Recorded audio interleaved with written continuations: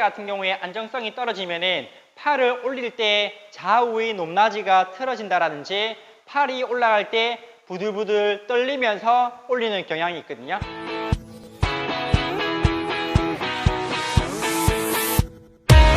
다이어트 자세교정 전문가 김기웅입니다.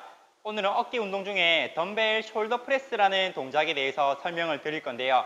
어깨 같은 경우에는 우리 몸에서 가장 불안전하기도 하고 동작을 수행함에 있어서 굉장히 짜증나는 느낌이 들 수 있는 그러한 동작 중에 하나입니다.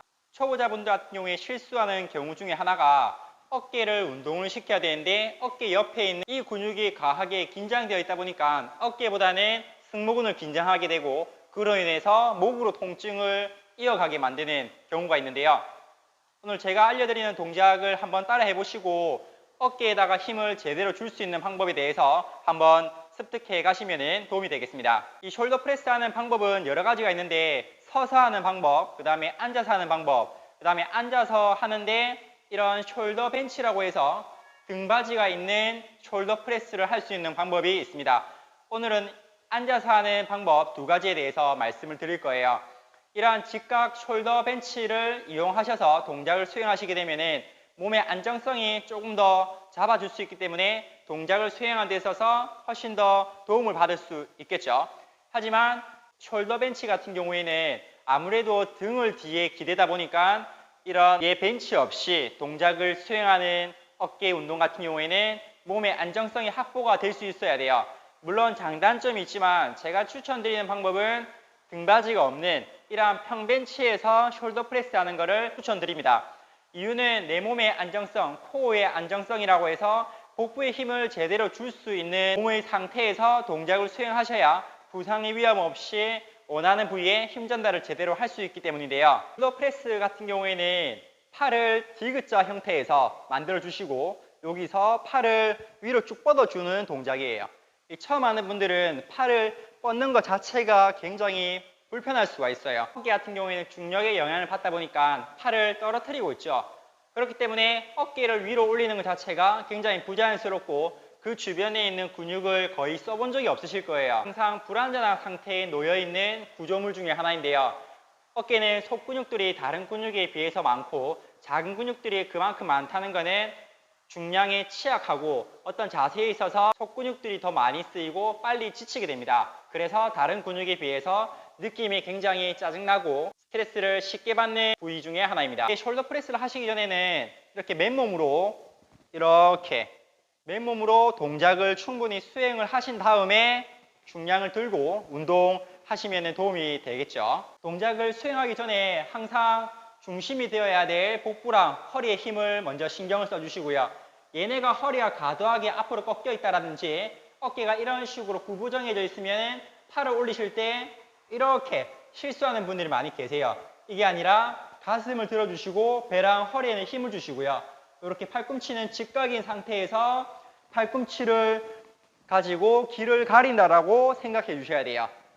올릴 때는 호흡을 내뱉으시고 내릴 때는 들이마시는 거예요. 옆에서 보시면은 주먹이 귀를 가려 주셔야 되는데 대부분 자세 불균형으로 인해서 팔이 이런 식으로 머리보다 주먹이 앞쪽으로 가 있는 경우가 있어요.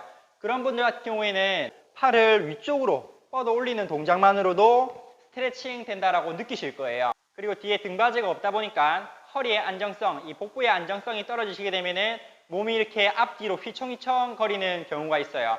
그런 분들 같은 경우에는 숄더 벤치를 이용하셔도 되는데 처음에 이런 숄더 벤치가 없는 상태에서 동작을 먼저 하라고 한 이유는 중량을 들고 하기보다는 맨몸으로 또는 1kg나 2kg를 가지고 충분히 복부에 힘을 주신 상태에서 동작을 할 수 있게끔 먼저 만들어 놓고 다음 동작으로 진행을 해 주셔야 돼요.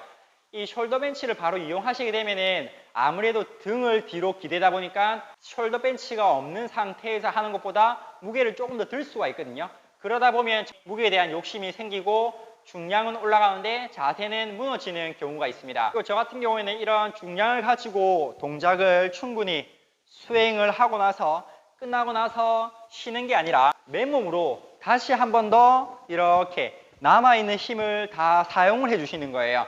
약간 스트레칭 같이 보여도 이런 중량을 들고 나서 동작을 수행하고 난 다음에 이런 맨몸 운동을 하시게 되면은 남아있는 힘을 완전하게 다 사용하실 수가 있거든요. 그래서 휴식 시간을 줄이고 조금 더 운동의 효율성을 극대화시키기 위해서 이러한 방법들도 있다는 것을 참고해 주시면 되겠습니다. 궁금해하는 것 중에 하나가 가동 범위인데요. 가동 범위가 팔꿈치를 무조건 폈다가 다 내리는 게 좋다라기보다는 내 몸의 상태에 따라서 동작을 조절을 해주셔야 돼요. 무게 또한 마찬가지고 가동 범위 같은 경우에는 대부분 어깨 관절이 그리 좋지는 않은 편이세요. 현대인들은 자세가 구부정해져 있고 목이 앞으로 빠져 있다 보니까 동작을 수행하실 때 아무래도 팔을 올리실 때 앞쪽으로 많이 기울어지는 경우가 있거든요. 총 3가지 정도의 가동 범위를 이해하시면 좋을 것 같아요. 가장 처음에는 풀로 가동 범위를 다 사용을 하시면서 동작을 하는 방법과 두 번째로는 하프 정도, 이 정도로 동작을 수행할 때 있어서 내 근육에다가 지속적으로 힘을 주는 방법이 있습니다. 그리고 마지막으로는 완전하게 밑에서 이런 식으로 중량을 좀 가지고 가장 아래의 단계에서 스트레칭 시켜준다라고 생각하시면 되는데, 이 동작 같은 경우에는 등 뒤에 있는 견갑의 움직임을 더 많이 활용할 수가 있어요. 그래서 우리가 흔히 말하는 숄더 패킹이라는 게 견갑의 안정성을 확보한 상태에서 동작을 수행하는 걸 얘기합니다. 이 같은 경우에 안정성이 떨어지면은 팔을 올릴 때 좌우의 높낮이가 틀어진다라든지 팔이 올라갈 때 부들부들 떨리면서 올리는 경향이 있거든요. 단순히 이게 힘이 약해서라기보다는 어깨의 구조물들이 불안정하기 때문에 이 중량에 대한 적응이 아직까지 안 돼 있다라고 보시면 될 것 같아요. 그래서 처음에 하실 때 맨몸으로 팔을 뻗는 동작, 완전하게 가동 범위를 다 사용을 하셔서 하는 방법 하나와, 두 번째로 이제 어느 정도 워밍업이 되고 나서는 중량을 들고 하실 때는 팔꿈치를 완전히 펴기보다는 이 정도 한 70%의 가동 범위를 이용하셔서 근육의 긴장을 지속적으로 유지하시면서 동작을 수행하는 것도 한 가지 방법이 될 수 있겠죠. 그래서 운동에는 정답이 없다라고 말씀드리는 게 내 몸의 상태에 따라서 내 몸에 있는 골격의 컨디션에 따라서 동작을 언제든지 변형을 해주실 수가 있는 거예요. 그리고 무게를 들고 올렸다가 내리실 때 수행을 하실 때는 항상 속도 제어가 중요하다고 말씀을 항상 드리는데요. 팔을 올릴 때도 단순히 빠르게 올렸다가 빠르게 내리는 게 아니라 천천히 한 100kg 정도의 역기를 든다라고 생각하시면서 내릴 때 들이마시고 올리실 때 호흡을 후 내뱉으시는 거예요. 내릴 때는 호흡을 들이마셔서 복압을 상승시켜 주셔야 되는데요. 우리가 호흡을 들이마시게 되면 이 횡격막이라고 해서 내 호흡을 조절해 줄 수 있는 몸에 있는 중심 근육들이 같이 상호작용을 하게 됩니다. 근데 호흡을 제대로 안 해주게 되면 내가 들 수 있는 중량도 제대로 들 수 없을 뿐더러 부상의 위험이 커지기 때문에 호흡을 들이마실 때는 몸의 안정성을 확보해 주신다라고 생각하면 될 것 같아요.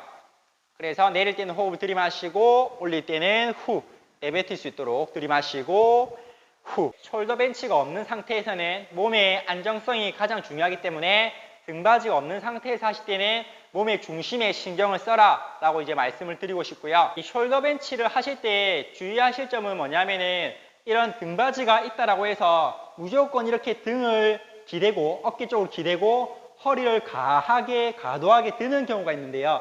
이런 식으로 과도하게 들게 되면은 허리는 과하게 긴장을 하게 되고 복부는 이완돼 버리는 앞뒤의 밸런스가 무너지는 경우가 있습니다. 그래서 이 벤치 끝 지점에 엉덩이를 최대한 밀착을 시키고 견갑은 뒤에 벤치에 최대한 붙여주시는 게 좋아요.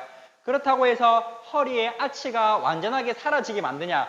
또 이건 아닌데요. 약간의 전만 그리고 복부에 있는 힘을 주신 상태에서 척추 중립 자세를 만들어 놓고 동작을 수행하실 수가 있어야 돼요.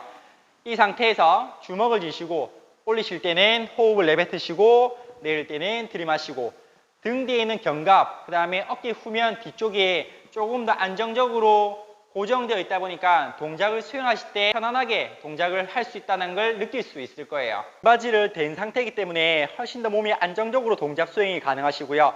이 덤벨의 위치를 보시면은 그냥 수직으로 올리시게 되면은 이렇게 동작이 가능한데 무게를 낮춘 상태에서 하시게 되면은 이렇게 삼각형 형태로 덤벨을 만나게끔 해주시면은 또 도움이 되겠죠.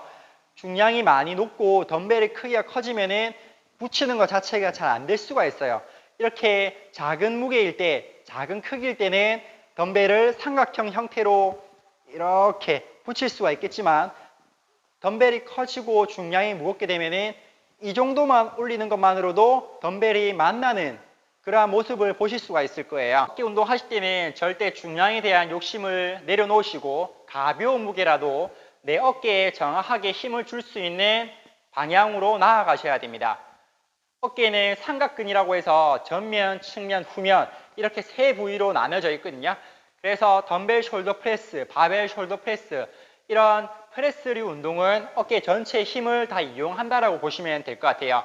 그리고 어깨 측면과 전면에 많이 사용이 되지만 어깨 후면, 뒤쪽에 있는 이 후면 삼각근이라고 하는 근육은 굉장히 작고 근육의 힘을 제대로 발휘할 수 없는 근육 중에 하나이기도 한데요. 그래서 어깨 숄더 프레스를 하시기 전에 벤트 오버 레이즈라든지 어깨 후면을 공략할 수 있는 워밍업을 충분히 하시고 어깨 숄더 프레스 동작을 하시면 또 도움이 되실 수 있습니다. 어깨는 우리 몸에서 굉장히 취약한 부위 중에 하나이기도 한데요.